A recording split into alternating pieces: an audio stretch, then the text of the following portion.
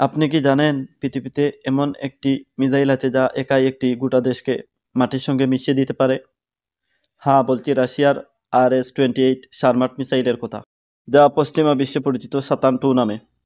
আজকের এই ভিডিওতে আমরা জানব কেন এই মিসাইলকে বলা হয় ডুমসডে ওয়েপেন, কতটা শক্তিশালী এটা, আর কিভাবে এটি বদলে দিতে পারে যুদ্ধের গতিপথ। RS-28 শারমাট রাশিয়ার তৈরি একটি আন্তঃমহাদেশীয় ব্যালিস্টিক মিসাইল বা ICBM। এটি 2022 সালে পরীক্ষামূলকভাবে উৎক্ষেপণ করা হয়, আর এরপর থেকেই বিশ্বজুড়ে আলোচনার কেন্দ্রবিন্দুতে। এটার সবচেয়ে ভয়ঙ্কর দিক কি জানেন? এটি পারমাণবিক অস্ত্র বহনে সক্ষম, এবং একবার ছোড়া হলে এটি 18,000 কিলোমিটার দূর পর্যন্ত আঘাত হানতে পারে। মানে রাশিয়া থেকে ছোড়া হলে আমেরিকা, ইউরোপ, এমনকি অস্ট্রেলিয়াও এর আওতায় পড়ে। এই মিসাইলের প্রতিটি ইউনিট বহন করতে পারে প্রায় 15টি হাইড্রোজেন বোমা, যেগুলো এক একটা 750 কিলোটন বেশি শক্তিশালী।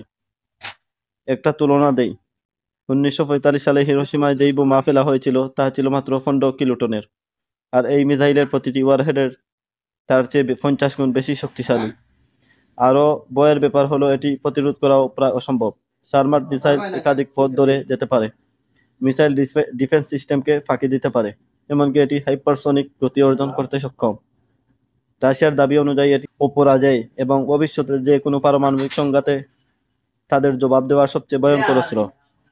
প্রেসিডেন্ট পুতিন এই মিসাইলকে বলেছেন পশ্চিমাদের জন্য একটি ওয়েক আপ কল।